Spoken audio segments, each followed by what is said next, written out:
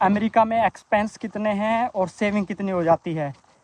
मायू भाई का क्वेश्चन आया हुआ, शायद मयूर है वो, हैंडलर इस नाम से बनाया हुआ है। तो भाई आज आपके क्वेश्चन का आंसर देते हैं।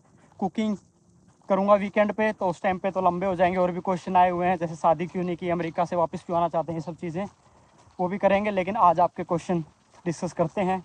पहली बार कर रहा हूँ ये वॉक करते करते, देखते हैं कैसा बनता है। अगर सही रहता तो ये कंटिन्यूस कर सकते हैं, नहीं तो कुकिंग तो करता हूँ मैं वीकेंड पे, हाइकिंग वाइकिंग। तो ये ना पार्क है पूरा, शाम को यहाँ पे आ जाता हूँ वॉक करने के लिए। ये मेरा ना मतलब 1 घंटा 20 मिनट 40 मिनट वॉक मैं डेली करता हूँ। आज बारिश आई हुई अगर देख रहे तो आप, लेकिन मेरा पैटर्न है कि मैं वॉक करूँ ही करूँ। तो चलो टॉपिक पे आ जाते हैं। तो एक्सपेंस तो यार जैसे जनरल आंसर दिया जाए तो वही है भाई, जितना जितना भी आप, जैसे आपका लाइफस्टाइल है उसके हिसाब से एक्सपेंस। और सेविंग भी सेम है, जितनी सेविंग करोगे। कोई जैसे 10,000 में से भी 3,000 रुपये बचा लेता है, इंडिया की बात कर रहा हूँ मैं नॉर्मली जैसे। और सेम भाई कोई दाल रोटी खाता है, किसी को पनीर और बिरयानी चाहिए होती है उसका ज़्यादा। तो ये तो एक जनरल आंसर हो गया। अब मैं अपने हिसाब से बताता हूँ। मैं अपनी सैलरी वगैरह कभी बताता नहीं हूँ, और शायद 1-2 बार मैंने डॉक्यूमेंट भेजने पड़े किसी रीज़न से घर पे, तो मेरे पेरेंट्स को भी पता चल गया, नहीं तो बताता नहीं हूँ। उसका रीज़न ये होता है ना, एक ना घमंड आ जाता है थोड़ा सा, मतलब अहंकार महसूस होता है अगर सैलरी वगैरह बताते हैं ना जैसे, तो वो चीज़ें मैं नहीं बताता। लेकिन मैं आपको एक्सपेंस का और सेविंग का आइडिया दे सकता हूँ परसेंटेज में और कैसे। तो भाई जैसे मैं स्टार्टिंग से बता दूँ आपको, जब से मेरी नौकरी लगी है। तो जब मेरी नौकरी लगी थी उस टाइम पे मैं 1 बेडरूम के अपार्टमेंट पे रेंट पे रहता था। मुझे, जैसे मैंने पहले भी वीडियो में बताया है, मुझे किसी के साथ शेयरिंग वगैरह में रहने में ना इतना मज़ा नहीं आता, मेरी थोड़ी पर्सनल सी लाइफ होती है। अब नो डाउट भाई, पहले जब पैसे नहीं होते, जैसे कॉलेज टाइम में आते ही यूएसए में जब आया था मैं, तो रूम शेयर किया था मैंने, ठीक है। लेकिन 1 सेमेस्टर के बाद मेरी जॉब लग गई थी यूनिवर्सिटी में ही, एज स्टूडेंट वीज़ा हम जॉब कर सकते हैं। ये टॉपिक भी कवर करूँगा मैं कभी, कि भाई कैसे यूएसए में आके भी आप अपना खर्चा निकाल सकते हो वैलिड तरीके से, इलीगल नहीं, वैलिड तरीके से। तो मैंने शेयर किया था, मैंने अपार्टमेंट शेयर किया था, कमरा तो शेयर नहीं किया मैंने उस टाइम पे भी। लेकिन बाद में फिर मैंने अपना अपार्टमेंट ले लिया था पर्सनल, जैसे मेरी जॉब लग गई थी। क्योंकि भाई डॉलर में खर्चा, इंडिया से पैसे मंगा के और डॉलर में खर्चा करना भाई बहुत डिफ़िकल्ट होता है। बारिश बड़ी आ गई है, हाँ। तो भाई, तो जब मेरा 1 बेडरूम का अपार्टमेंट था, ये मैं बात कर रहा हूँ न्यूयॉर्क के पास है, स्टैमफोर्ड जगह, कनेक्टिकट जगह है, कनेक्टिकट स्टेट है उसमें। तो वहाँ पे मुझे $1,400 का, ये बात कर रहा हूँ मैं 2018, 19, 20, 3 साल रहा था मैं उस स्टेट में, मतलब उस अपार्टमेंट में। उसके बाद मूव कर लिया था। तो $1,400 मेरा रेंट था, 1400 फुली फर्निश मुझे अपार्टमेंट मिला था। तो $1,400 था। तो अब देख लो आप, सिर्फ ये था 1400 रहने का। अब उसके अलावा आपकी ग्रोसरी बता देता हूँ मैं, सिर्फ ग्रोसरी, समझ गए ना आप, जो आपने किचन का हो गया वो, सिर्फ वो आपका $500। अभी तो थोड़ा ज़्यादा हो गया, मैं बताऊंगा वो भी क्यों, धीरे धीरे आऊँगा मैं 2018 से अभी 2026 तक। तो उस टाइम तो $500 में भाई मैं क्या कह सकता हूँ, मैं सड़ा देता था सामान। जैसे क्या क्या आ गया $500 में, सब चीज़ें बता देता हूँ मैं।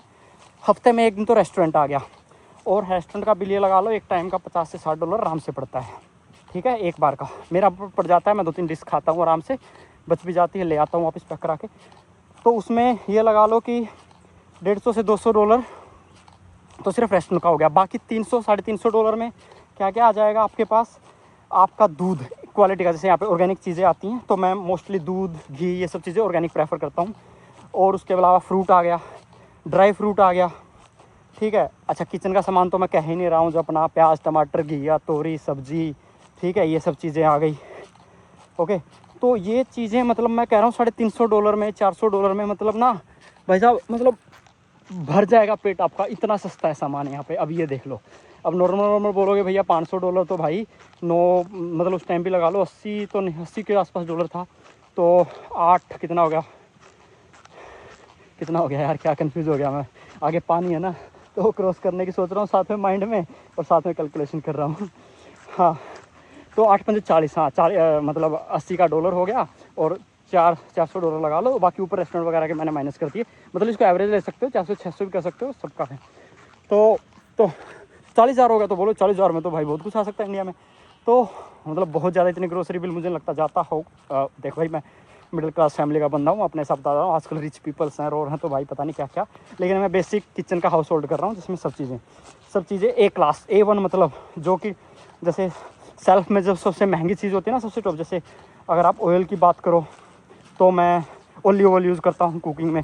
इवन फ्राई के बाद उसके बेनिफिट नहीं होते, लेकिन फिर भी मैं ओलिव ऑयल यूज़ करता था। मुझे ये सीड्स ऑयल बहुत ज़्यादा पसंद नहीं था। घी यहाँ पे जो बेस्ट मिलता है कॉस्को में भी मिलता था, और ये अमूल का ये सब चीज़ें। हालांकि मुझे पता चला अमूल वाला घी इतना अच्छा है नहीं, मिलावट होती है। तो भाई ये हो गया आपकी ग्रोसरी। तो ये लगा लो 1400 400, मतलब 600 लगा लेता हूँ मैं।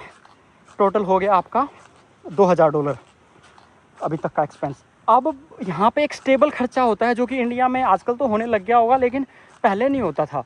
जैसे मैं सही बताता हूँ भाई, जब मैं आया था तो उस टाइम पे हम लोग अपना हेल्थ इंश्योरेंस नहीं लेते थे भाई। ठीक है, मैं स्मॉल एक छोटी सिटी से आया हुआ हूँ, गांव से मूव किए थे, फिर 8th-10th में हम गांव से सिटी में मूव हो गए थे। हम हेल्थ इंश्योरेंस नहीं लेते थे एक्चुअली। मेरे पिताजी तो गवर्नमेंट में थे तो हमारा वैसे भी कवर था, बट मुझे भी नहीं लगता, आसपास के दोस्त वोस्त जो भी लोग थे तो मोस्टली अपना हेल्थ इंश्योरेंस वगैरह लेते थे। तो लेकिन इसका बेनिफिट एक होता है, हम जो जॉब करते हैं ना, तो हमारा ऑलमोस्ट 90% हेल्थ इंश्योरेंस एम्प्लॉयर ही पे करता है जिसके थ्रू हम जॉब करते हैं, तो हमारा बहुत कम जाता है। लेकिन अगर USA में अगर आप जॉब नहीं कर रहे हो, चलो थोड़ा दूसरी साइड कैमरा कर देता हूँ थोड़ा सा। अगर आप USA में जॉब नहीं कर रहे हो तो भाई आपका इंश्योरेंस लगा लो $250 से $300 मिनिमम बता रहा हूँ। उसमें भी आपको बेनिफिट कुछ नहीं मिलेगा, बस वो कहने को हो गया। ठीक है, ये पार्क है पूरा, 1 माइल का चक्कर होता है इसका, और बाकी ढेर सारे इसमें खेलने कूदने के हर चीज़ें होती हैं। तो भाई चल इसको मैं निकाल देता हूँ, इंश्योरेंस मेरा इतना था नहीं। हाँ, अब स्टेबल हो, बाकी खर्चे क्या हो गए स्टेबल, जैसे आपकी कार का इंश्योरेंस हो गया, एक चीज़ हो गई। ठीक है, अच्छा गैस, यहाँ पे पेट्रोल को ना गैस बोलते हैं, तो उस गैस वगैरह का भी लगा लो कॉस्ट। मैंने आज तक सही बताऊँ कंसिडर नहीं किया। जैसे मेरे से ना पूछते थे जब मैं, अभी भी पूछ लेते हैं, अभी तो थोड़ा सा क्योंकि हाई हो गया ना, तो थोड़ा मुझे पता चल रहा है क्योंकि न्यूज़ों की वजह से। जैसे बहुत से भाई पूछ लेते हैं आलू क्या रेट है अमेरिका में, नए आए थे जब भी पूछते थे। अभी लिटरली मुझे आज तक, अगर तुम मुझसे पूछोगे, मुझे आलू प्याज टमाटर अगर इनके रेट पूछोगे ना, ये नहीं पता। और हर हफ्ते ग्रोसरी करता हूँ मैं, क्योंकि यहाँ पे ना पता ही आपको, आजकल तो अपने विशाल मेगा मार्ट और इनमें हो गया, उठाया अपना सेल्फ चेकआउट कर दिया, या फिर वो कर देगा साथ में, एक साथ बिल आता है जितना भी आ गया। तो मुझे बहुत सी चीज़ों के आज भी रेट वगैरह नहीं पता होते, ना ही मैं कभी जानता हूँ। मुझे हाँ ओवरऑल पता होता है, और मुझे अपना ग्रोसरी का बिल कितना है, ये सब चीज़ें। इवन क्रेडिट कार्ड है मेरा जो, वो पूरा मुझे बता देता है अपने आप ही एनालिसिस करके। तो ये चीज़ें हो गई। तो मतलब अगर किसी को नॉर्मल लाइफ जीनी है तो आपके एक्सपेंस यहाँ पे ख़त्म हो गए, क्योंकि बहुत से लोग लगा ले या कुछ भी लगा ले, घूमना फिरना पसंद नहीं करते हैं, अपने घर में रहते हैं, या वो सब चीज़ें हैं। और हाँ भाई, अभी एक चीज़ और इसमें ऐड करूँगा, ये सिंगल आदमी का खर्चा बता रहा हूँ। सिंगल मतलब एक और अगर है तो उसका भी हो गया, लेकिन बच्चों के साथ खर्चे बढ़ जाते हैं, उसका मुझे पता नहीं है। जैसे इंश्योरेंस भी बढ़ जाता है फैमिली के साथ और चीज़ें, तो मैं सिर्फ एक आदमी के साथ से, या एक और साथ में रह रहा है तो उसका भी मान सकते हो आप, क्योंकि फिर ज़्यादा डिफरेंस नहीं आएगा अगर बच्चे नहीं है तो ये हो गया। अब इसमें लगा लो ज़्यादा से ज़्यादा अगर आप घूमने फिरने भी जाते हो महीने में एक बार, तो 500-1000 ऐड कर लो उसमें। ठीक है, ये हो गया। तो ये सब भी लगा के अब आपकी ये हो गया आपका ग्रोसरी वगैरह का सब खर्चा। आपने पूछा एक्सपेंस, तो एक्सपेंसेस ये हो गए, ये है मैं बता रहा हूँ मैं, मतलब अभी के भी लगा लो ऑलमोस्ट, लेकिन थोड़ा सा और एलिब्रेट करूँगा कि क्या खर्चा हो गया है एक्स्ट्रा। लेकिन ये हो गया, ये सब करके आप ये ऐसी लाइफ जी के मतलब, तो फिर भी उसके बाद आप 50% सैलरी मिनिमम बचा ही सकते हो। ये मैं कह सकता हूँ लग्जरी लाइफ जी के यहाँ के हिसाब से। और यहाँ की लग्जरी मतलब इंडिया में जो लग्जरी कहते हैं ना, यहाँ की काइंड ऑफ बेसिक लाइफ है, मतलब बेसिक फैसिलिटी यहाँ पे वैसे मिल जाएंगी। तो समझ गए ना आप, तो 50% सेविंग आप कर सकते हो। अब उस टाइम में और अब इस टाइम में मैं डिफरेंस बताता हूँ उसके बाद। तो हाँ, और उसके साथ लेकिन ये भी है ना भाई, अगर आप अच्छी कंपनी में काम कर रहे हो तो आपकी सैलरी भी बढ़ेगी, आपको बोनस भी मिलेंगे। तो अगर महंगाई बढ़ रही तो वो चीज़ें भी होंगी ना। मतलब सेविंग का कंपैरिजन मैं बोलूँगा भाई उतना ही आ जाएगा फिर भी।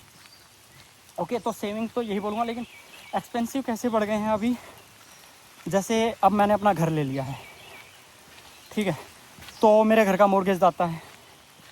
हालांकि मुझे मेरी वो मैं खर्चा नहीं मानूंगा, क्योंकि मैं इवेंचुअली मुझे घर भर के ही मिलेगा, मेरे को पैसे मिलेंगे, लेकिन अभी जेब से जा रहा है। ठीक है, उसके अलावा जब घर हो गया तो स्टैटिक खर्चे बढ़ जाते हैं ऑटोमेटिकली।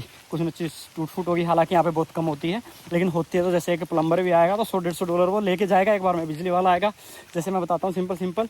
ये जब घर लिया था तो पंखे लगवाने थे, लाइटें वाइटें चेंज करानी थी, ये सब चीज़ें। एक पंखा लगाने का $80 चार्ज करता था सर्टिफाइड। फिर यहाँ पे भी जुगाड़ होते हैं, तुम्हें सर्टिफाइड लेना है, मतलब जिसने प्रॉपर कोर्स किया है इलेक्ट्रीशियन का, ठीक है, तो वो आपसे ऐसे चार्ज करेगा। लेकिन अगर जुगाड़ू है तो $40 में भी लगा देगा, इवन 40 में 2 बार पंखे लगा देगा। लेकिन तारा भाई जुगाड़ू है, तारा भाई खुद ही कर लेता है सारे काम। इसके अलावा हाँ, सबसे बड़ा खर्चा लोन का हो गया।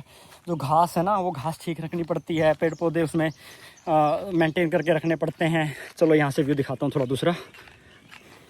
ये टेनिस का कोर्ट है, मैं यहाँ पे खेलता हूँ, लेकिन आज बारिश आ गई थी तो बाकी प्लेयर नहीं आए, तो वॉक कर रहा हूँ आज। वैसे भी वॉक करता हूँ टेनिस खेल के।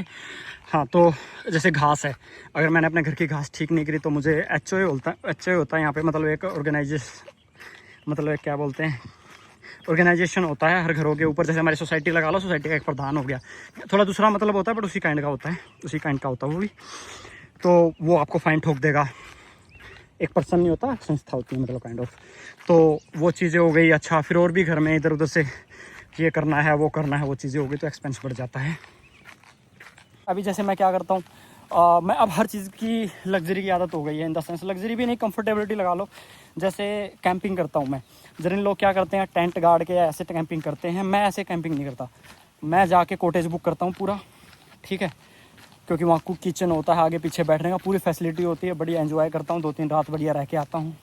इसके अलावा जैसे मैंने स्कूबा डाइविंग का सर्टिफिकेशन किया है, एक भाई ने पूछा भी हुआ स्कूबा डाइविंग सर्टिफिकेशन में कितना खर्चा आया, तो मेरा पूरा भाई साहब सिर्फ सर्टिफिकेशन लेने का $1200 खर्चा आया है।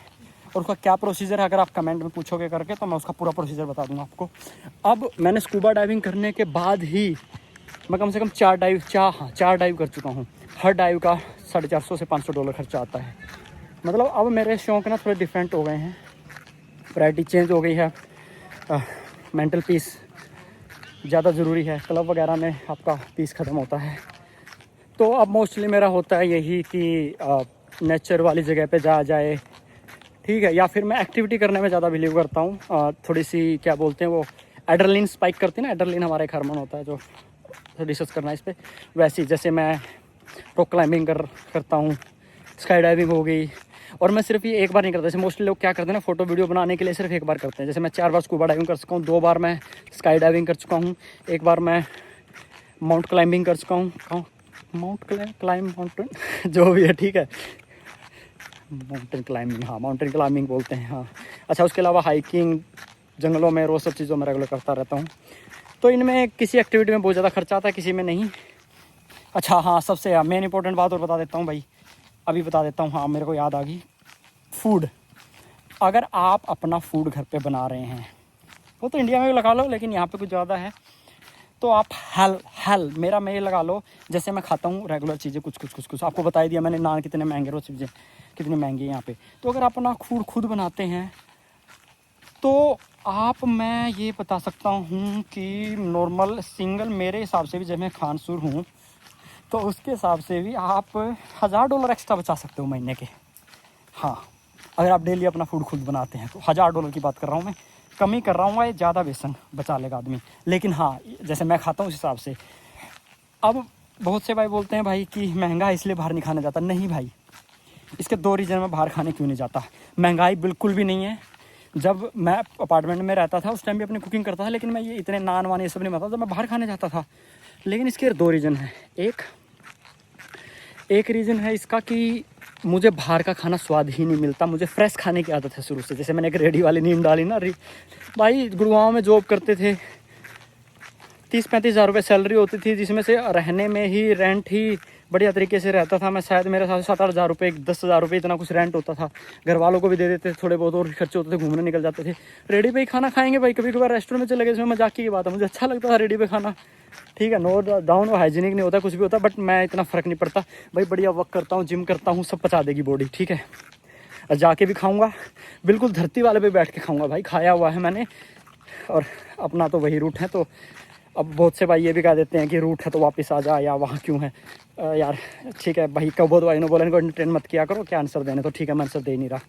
अच्छा, दूसरा रीज़न मेरा ये होता है, मोस्टली एक चीज़ हो गई है, मैं जब दूसरे के हाथ का बना हुआ खाना खाता हूँ ना, एक अगर एनर्जी का कॉन्सेप्ट आपको पता हो कि अगर दूसरा किस मूड से खाना बना रहा है तो वो आपकी एनर्जी बहुत इम्पैक्ट करती है।